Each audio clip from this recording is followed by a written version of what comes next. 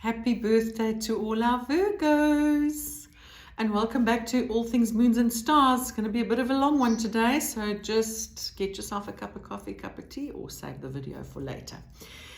So let's talk about our little Virgos today. Very analytical, so we're going to analyze this chart today. Both the moon and the sun are at 0 degrees in Virgo. So the moon is at its 0 degrees today, first new moon of 2 new moons in Virgo. The second new moon is happening on the 21st of September. It's going to be a solar eclipse new moon. And that is going to be at 29 degrees of Virgo. So same, but different. Astrology is actually quite complex, so we do talk very generic here. It's always good to know what's happening in your chart. Let's get on with it. The moon and the sun are squaring Uranus, which is in Gemini. So the moon and the sun, there's this talking about our cooperating with our feelings and getting all our ideas and creativity out there. And Uranus is bringing lots of surprises. And because it's a square to our moon, this lovely new moon, it's going to surprise us with what things we think we're doing in terms of putting systems in place or wanting to create this new moon vibe. Where is your Virgo house? Where exactly is 0 degrees in your Virgo house? Because that's going to give you more information about this new moon today. Everyone gets super excited about this new moon.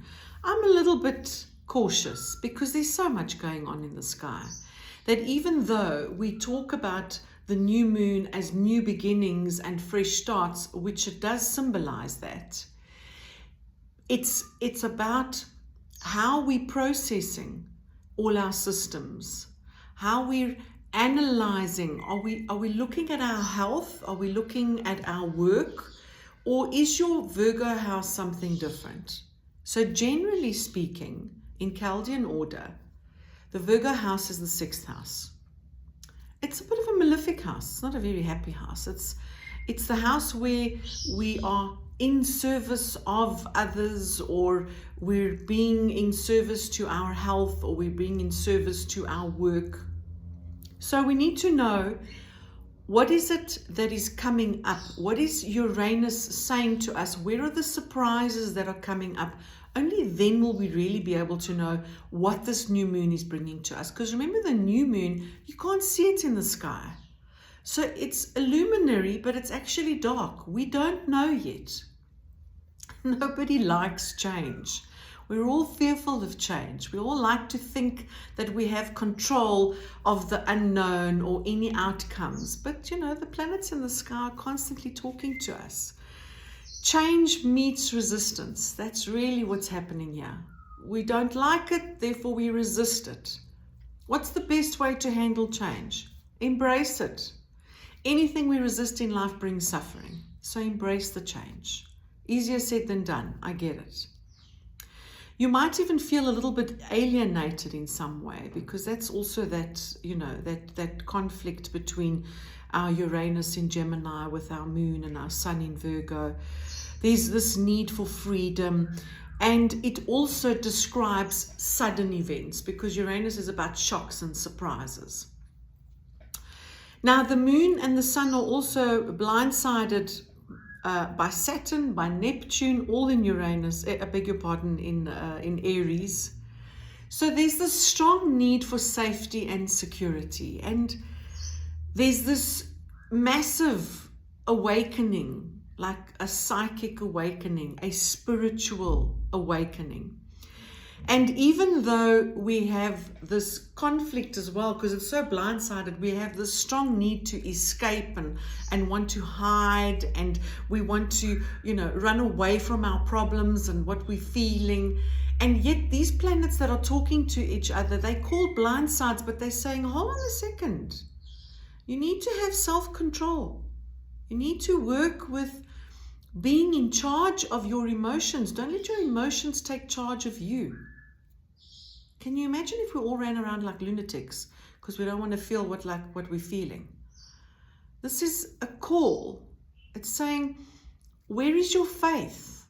What are you doing about creating self-discipline, self-control when it comes to how you're feeling? You can't just fly off the handle.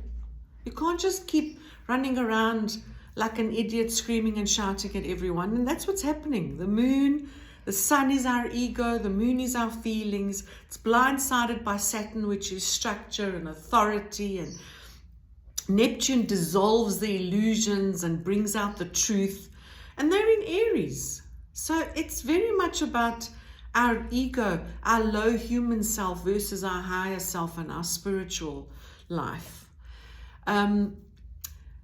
There's also, Pluto in Aquarius, which is in the mix here, because we have to be careful of sabotaging. We have to be careful of what is it that we are sabotaging about ourselves, or worse, what's happening outside of ourselves, our world.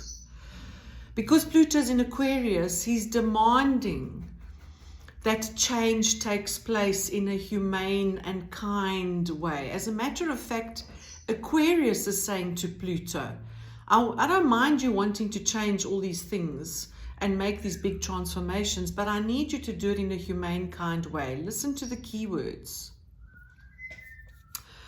Of course, we have Mercury in Leo, and he's opposite our lovely Pallas Athene in Aquarius. So again, we're being challenged to express ourselves in a kind way. Mercury in Leo is dramatic, and yet he can also be very loving. So if we remember that Pallas Athene is saying, I want us to do this in a kind and gentle way, then the way that we communicate, the way we express our ideas, our creativity, it's going to be done in a new age way, a more innovative way, or kind and gentle. And then we look a little bit further. Mars is still in Libra, and he is sextiling Mercury in Leo. And that's why we're being forced to look at how we're going to express ourselves. Libra is a very elegant way, an elegant sign, a very fair and just sign. Mars wants to fight its way through and make all this aggressive change, and he can't, because him being in Libra is saying, I really need you to calm down. I need you to do this in a fair way. I need you to do this in an elegant way. We look at Venus in Cancer, and she's squaring Chiron in Aries. So, especially in romance, the wounds that are coming up, the conflict that comes up with that. Everything in the skies are saying we need to look carefully at what we are going to do. Are we going to grow together? Are we going to go off in our separate ways? There's a lot of conflict there. Take your time. The wounds that are coming up want your attention. They want you to look at this and go, is this something that I can accept and move on with? Is there something that I need to do to change the way that I am, especially in romance? Jupiter, our beautiful planet that kind of, generally takes care of everyone's money, he's in Cancer, so it's a very emotional thing. He's squaring Ceres in Aries. Perhaps we're too connected to our material world. And maybe with Jupiter in Cancer, Cancer's saying, I need you to start looking at how you're going to do things in a more nurturing way. I need you to take care of, identifying differently with your material, with your money, with your things. Where is our faith? Jupiter's also faith. So we have a wonderful fixed star in the sky as well called Regulus, and he's at 0 degrees in Virgo. I mean, how lucky are you if you've got 0 degrees planets in Virgo? That is material wealth and luck. So we have the contradiction. Why? Because every chart is unique to every different person. So we're looking generally at what's happening today. That's my news for you today. That's my analyzing Virgo style of this new moon that's come up today, the first of two. Remember, this one is at 0 degrees in Virgo. The one that's coming up, the eclipse, is going to be at 29 degrees in Virgo.